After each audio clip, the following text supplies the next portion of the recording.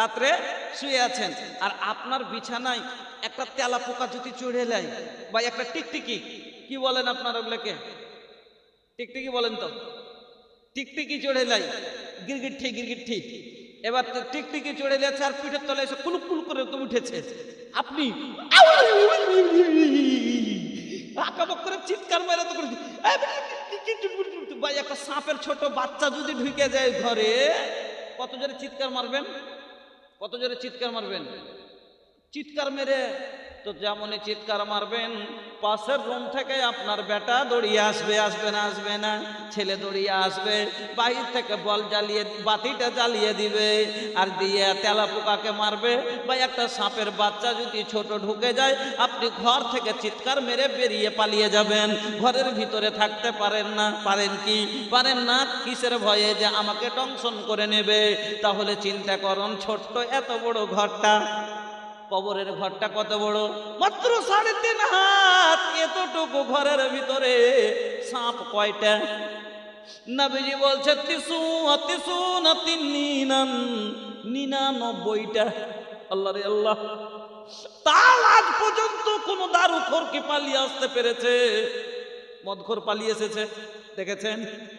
তাহলে কি ওকে ঢংসে না? জীবনে এক ওয়াক্ত নামাজ পড়েনি, রোজা করেনি, মদ কত করে মদ গিলেছে।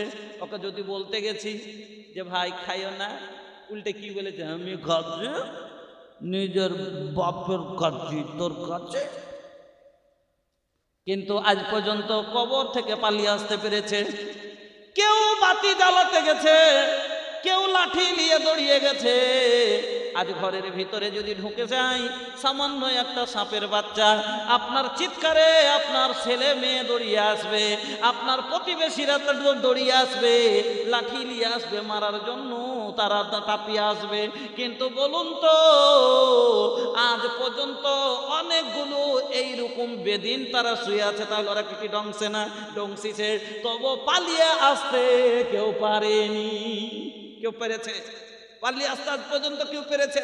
তাহলে 99টা সাপ যে ঘরে, ছোট্ট ঘরে, ছোট্ট মাটির ঘরে আমার দেহু নিথর হয়ে পড়ে রবে, আধার কবরে আলোর প্রদীপ কেহ নাই কব জ্বালবে।